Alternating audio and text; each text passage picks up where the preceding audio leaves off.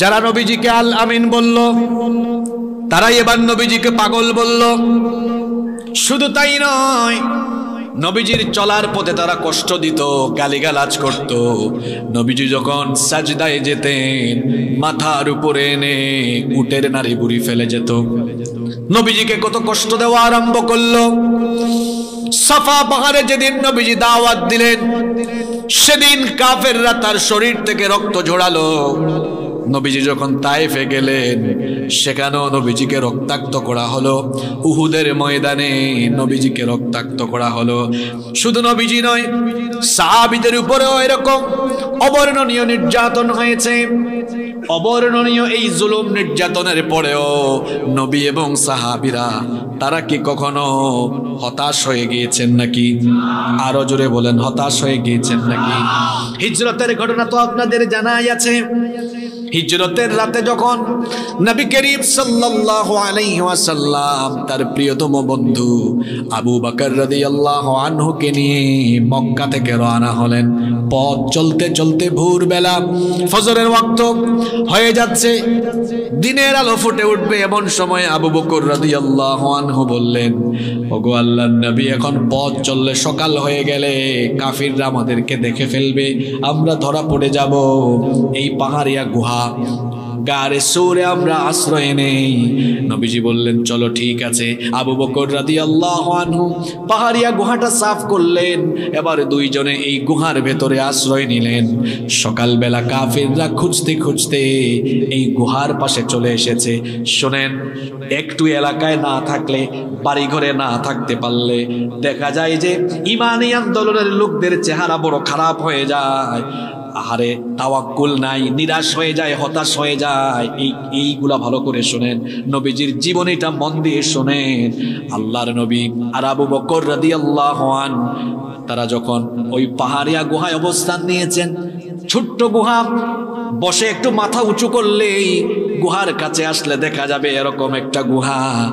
এখন সকালবেলা যখন কাফেররা খুঁজতে খুঁজতে ওই গুহার একেবারে কাছাকাছি চলে আসলো, আবু বকর রাদিয়াল্লাহু আনহু তিনি নবীজিকে বললেন, ইয়া রাসূলুল্লাহ, ইয়া হাবিবাল্লাহ সাল্লাল্লাহু আলাইহি ওয়াসাল্লাম, এই ছোট্ট গুহা, এই গুহার খুব কাছাকাছি কাফেররা চলে এসেছে।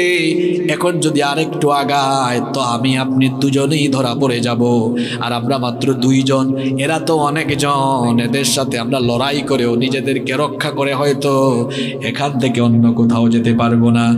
নবীজি তখন আবু বকর রাদিয়াল্লাহু আনহুকে কি কথা বললেন, আল্লাহ সেটা কোরআনে উঠায়া দিলেন।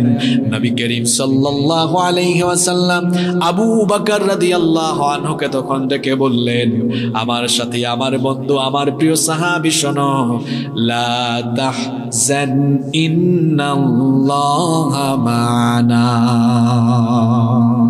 লা তাহজান, ফ্রাস্ট্রেট হয় না, হতাশ হয় না, ভীত সন্ত্রস্ত হয় না।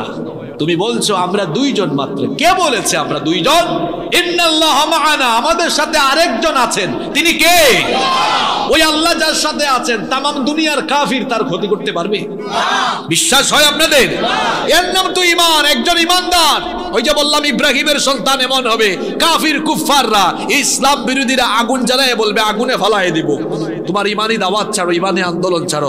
ইব্রাহিমের সন্তান ইমানের জন্য আগুনে ঝাঁপ দিবে, সাগরে ঝাঁপ দিবে।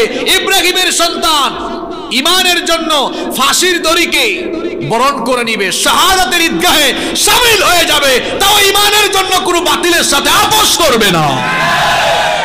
আমরা পারবো তো ইনশাআল্লাহ? হতাশ হওয়া যাবে না। রাত বাজে কয়টা? 11টা। যখন সন্ধ্যা 6টায় এখানে বক্তব্য শুরু হয়েছিল, 5 ঘন্টা তো চলে গেছে। যত সময় যাচ্ছে সকাল হওয়ার সম্ভাবনা তত বাড়ছে না কমছে? রাত গভীর হচ্ছে, ওইদিকে সকাল হওয়ার সময় তত এগিয়ে আসছে। আপনারা দেখছেন চতুর্দিকে এখন ভয়াবহ নির্যাতন গোটা পৃথিবীতে মুসলমানদের উপরে নেমে এসেছে। আপনারা ভয় পাইয়েন না। এই চতুর্দিকে এই জুলুম নির্যাতন যত বেশি বাড়বে, ইসলামের বিজয়, কোরআনের বিজয় তত বেশি ত্বরান্বিত হবে ইনশাআল্লাহ। আচ্ছা, একজন গর্ভবতী মা, তার প্রসব বেদনা যখন উঠে, প্রসব বেদনা উঠলে পরিবারের সবাই তখন একটু টেনশন করে, ঠিক আছে, কিন্তু তখন মনে মনে সবাই আনন্দও থাকে যে একটু পরে বাচ্চার কান্নার আওয়াজ শুনবো। নতুন মেহমান ঘরে আসবে, ঠিক কিনা? গর্ভবতী মায়ের প্রসব বেদনা বাড়লে সন্তান হওয়ার সম্ভাবনা যেমন বাড়ে, প্রসব বেদনা উঠলে পরিবারের অন্য সদস্যরা যেমন মনে মনে আনন্দিত হয়ে নতুন সন্তানকে বরণের অপেক্ষায় থাকে, ঠিক তেমনি ভাবে ইসলামপন্থীদের উপরে ভয়াবহতা, জুলুম, নির্যাতন যত বেশি বাড়বে, হতাশ হয়ে না, মনে মনে এই আনন্দ ফিল করেন, বুঝছি ইসলামের বিজয় মনে হয় আরো কাছাকাছি চলে এসেছে।